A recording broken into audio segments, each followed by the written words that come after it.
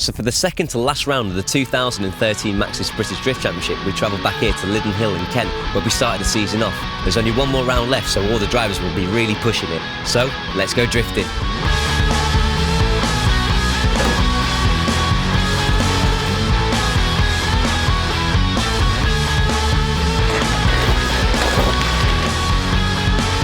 So while we wait for the crowd and everyone else to get ready, let's have a quick recap of this season so far.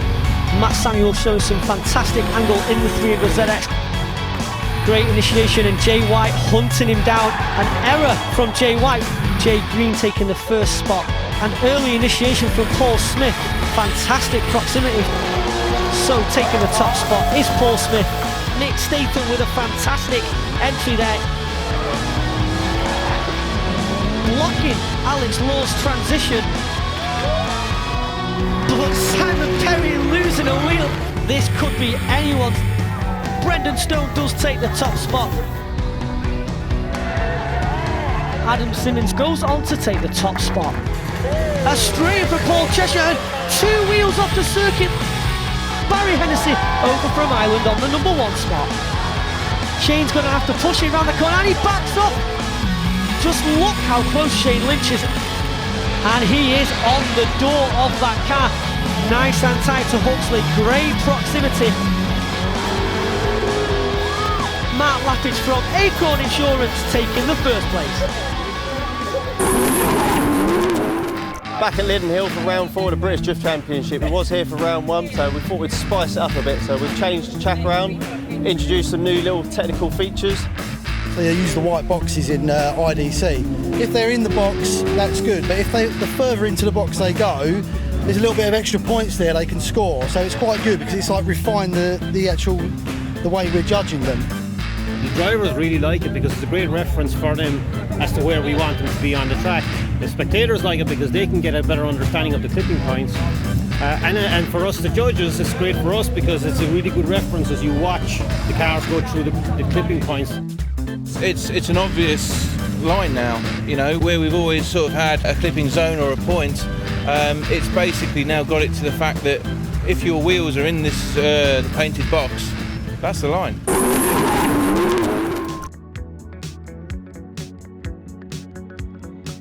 So we're having a great season so far, and one of the best things is we attract drivers from all over the world. So I'm here with FD driver Ryan. Pleasure to have you here. Thank you. How are you finding BDC compared to the FD? BDC's been great so far. The fans and everybody are great. The drivers seem to be, it's just very personable, and everybody drives really well.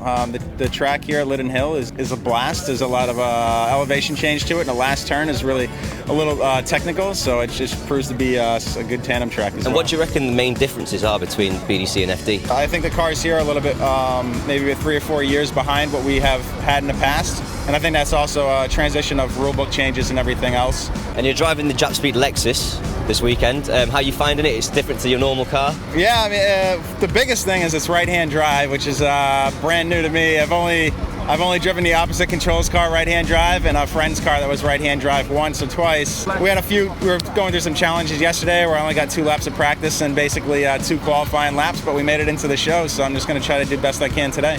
Thank you very much. Thank you. Yeah, I changed all the steering suspension earlier on in the year, and it's really working well now. So chuck it around now like an old S-body, which is good, so it's really, really working well. Yeah, I like the boxes, it's really good. Shows, you know, it's a different place on the track to be. The Super Pro is definitely a lot faster than I've been driving recently, but I'm more than willing to step up to that game.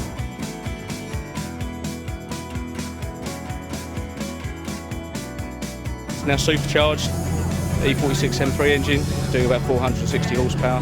Perfectly a lot, especially around this track, where I struggled last year anyway. This, I'm pleased with that, highest qualifying that I've had so far. Hopefully be on the podium again. Yeah, the car's feeling good. The past couple of months I've had quite a few problems with it, with many engine changes and all sorts of problems, but now it's back working better than ever, so hopefully I can show everyone what I can do again. Thanks very much, Matt. So we've met some of the drivers, now it's time to see some of the battles.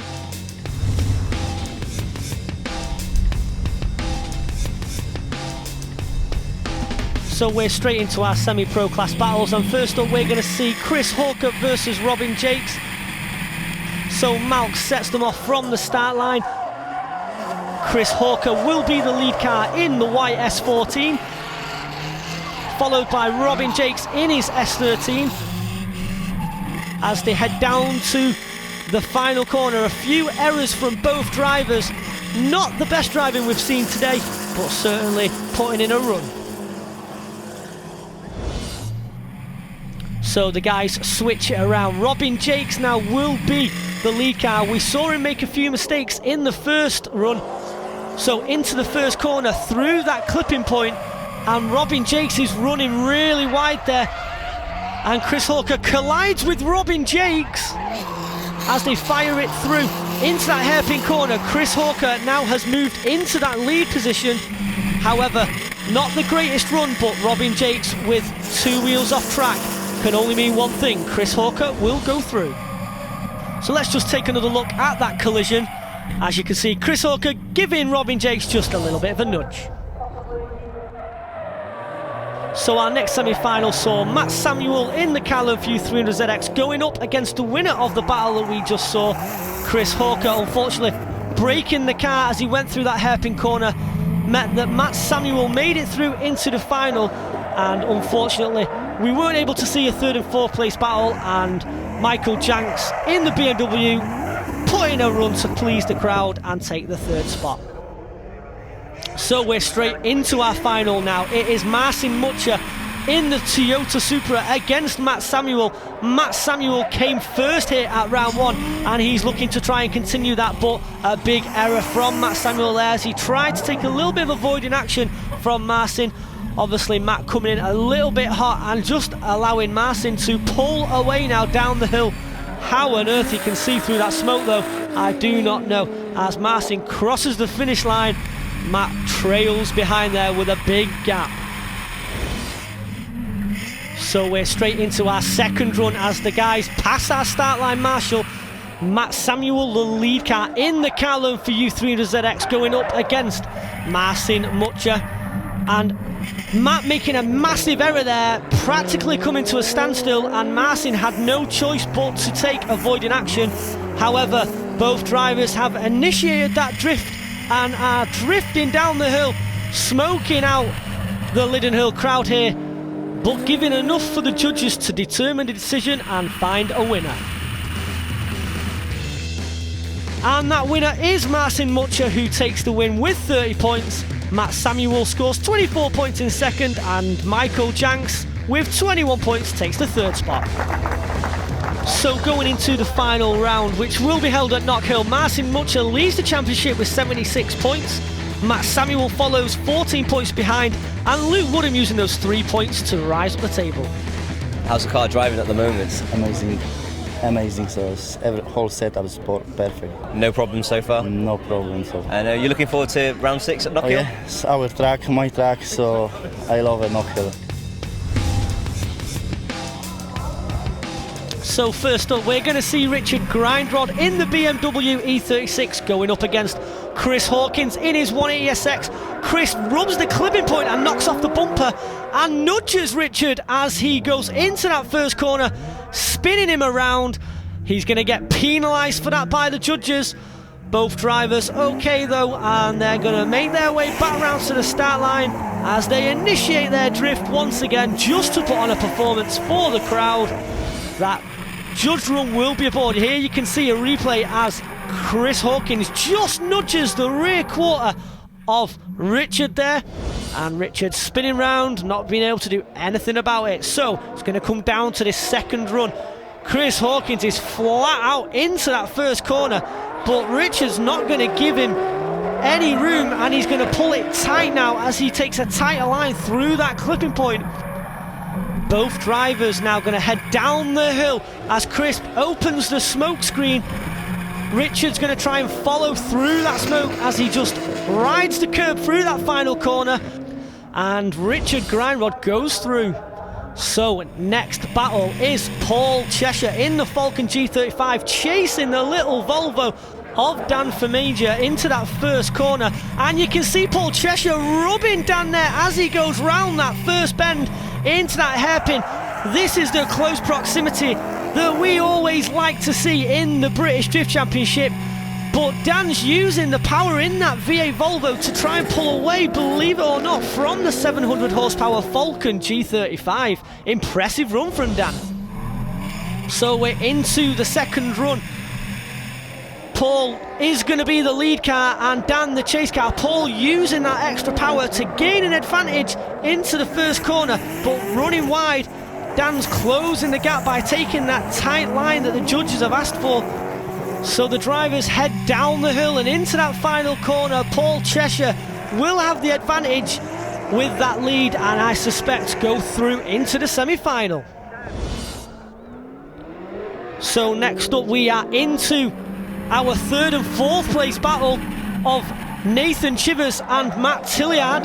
Matt is the lead car. Both these drivers are teammates driving for Team GDA, but driving in competition today, looking for that third spot on the podium.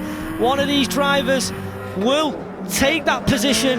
Which one is it going to be? It's going to come down to this second run. Nathan Chivers, the lead car, as he piles into that first corner with a great initiation, but Matt is not going to be giving it lightly. He's chasing him down nice and tight into that hairpin corner, but Nathan's going to use that supercharged V8 to his advantage to try and pull a lead. The question is, will it be a greater advantage than that of Matt Tilliard's from that first run? So we have a decision on our third place battle. It's into our final. Jay Green in the green S13 going up against Paul Cheshire. So Paul in the G35 is chasing Jay. Jay came first here at round one in the pro class. Lovely and tight through that clipping box. You can see how that's really working for the judges and both drivers here at this event. So far a good final. We'll have to wait and see what the second run has in store. So Paul Cheshire now is going to use that extra power to try and gain an advantage.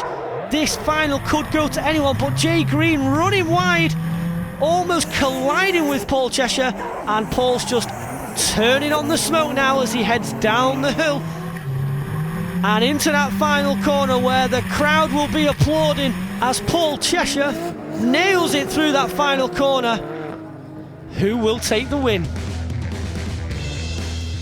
So I can confirm that Matt Tilliard from Team GDA took the third spot with 23 points. Jay Green came second with 24 points, but Paul Cheshire took the top spot with 28. So with only one round left now in the championship, Jay Green still leads with 71 points. Jay White 8 points behind with 63, but 1 point behind Matt Tilliard. The championship could be anyone's. Top 16 battle in pro, just went through every battle and each one was, couldn't believe it. Little white Volvo was interesting. Knockhill, I love the circuit, as long as it's dry I'm fine. Stick around, because when we return we will be watching the Super Pro class out on track.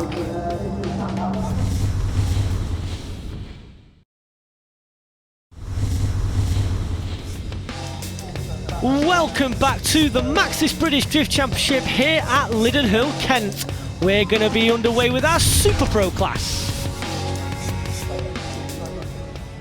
So first up we're going to see Wesley Keating going up against Ryan Turk from America, our Formula D guest driver here at the British Drift Championship. Ryan, not used to the right-hand drive vehicles here in the UK, misses a gear as he comes down the hill, giving a lead to Wesley Keating.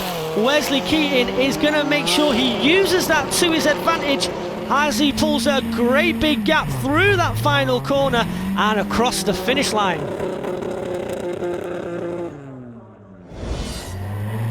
So it's straight into our second battle. Ryan is going to be the lead car and is going to try and use all of that experience as a Formula D driver to try and claw back an advantage from Wesley Keating.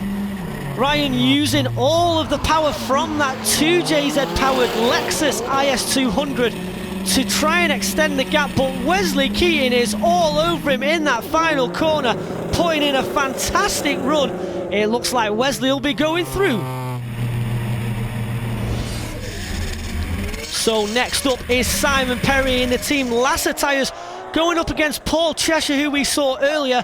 Paul qualified to compete in the Super Pro class here at the event and is going to try and work his magic now against Simon Perry, but Simon Perry, a very experienced driver in the BDC.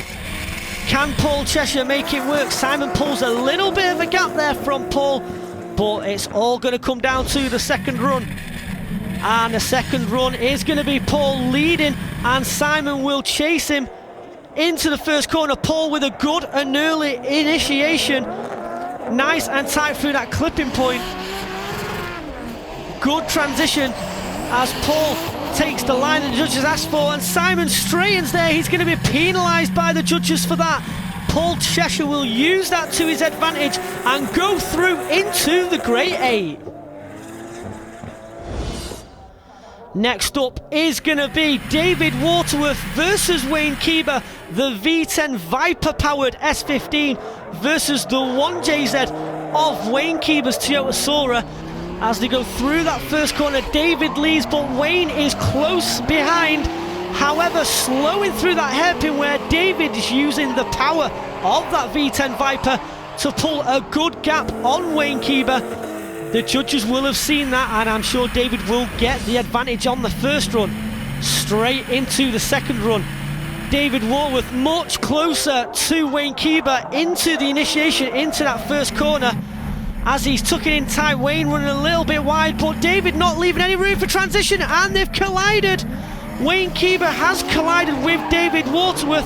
David Waterworth it looks like he's got a problem with his front driver wheel there as he went round that hairpin corner, but continuing to drift. As you can see, there's certainly a problem. So here's the replay. As you can see, David Waterworth tucks underneath Wayne, and Wayne has no choice but to try and drive over the S15. So next battle is going to be Phil Morrison versus Mike Marshall.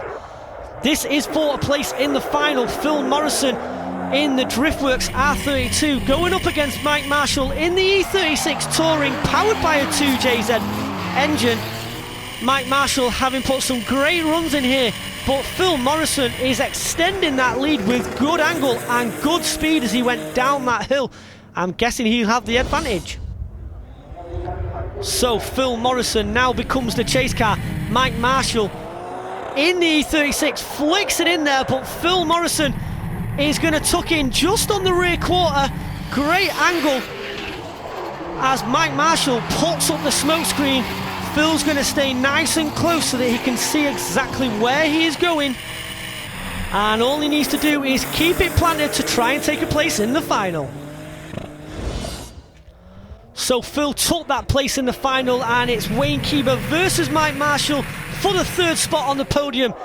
So both drivers initiate into the first corner with Wayne Keeber drifting wide, allowing Mike Marshall to gain a bit of an advantage.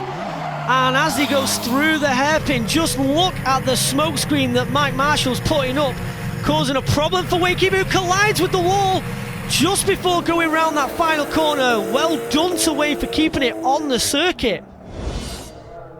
It comes down to this second run. Who will take the third spot? Mike may have the advantage in the first run, but anything can happen. So Wayne Keeber is going to do his best, putting in a nice tidy run. Mike knows that he just needs to keep it smooth and keep it clean to take that third spot, and he's doing a good job at doing that. Final corner to make it round, and Mike Marshall could take that spot.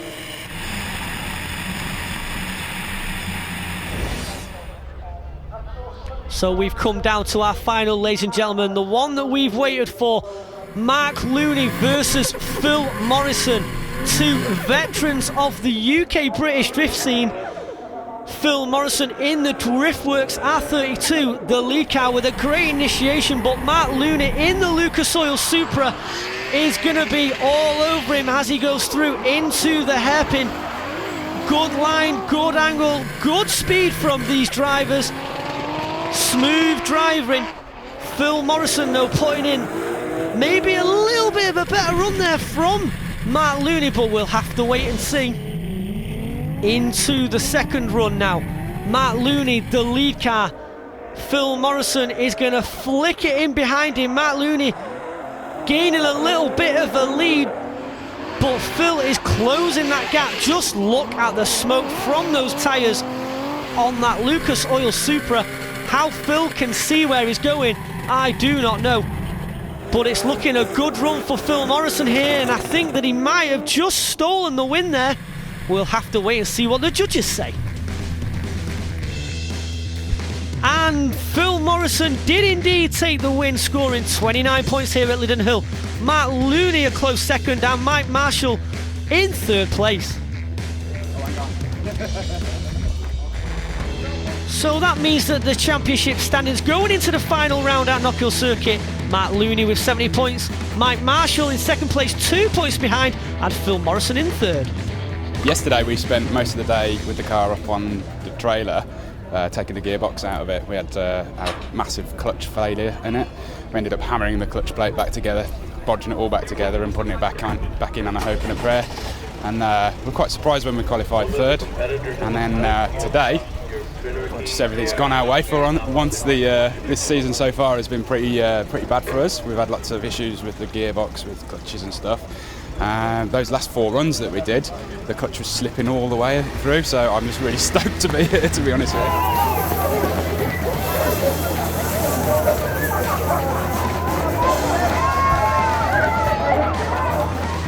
Another great day's drifting here at Lydden Hill. Weather stayed dry for us, the crowd were out in force, and it made for some amazing driving, didn't it? Oh, absolute awesome weekend as usual. Obviously being here for round 1, here now for round 4, so we changed the track up a little bit. Judges for looking for slightly different angles out there, so yeah, epic weekend. That's all we've got time for, but remember, go hard or go home.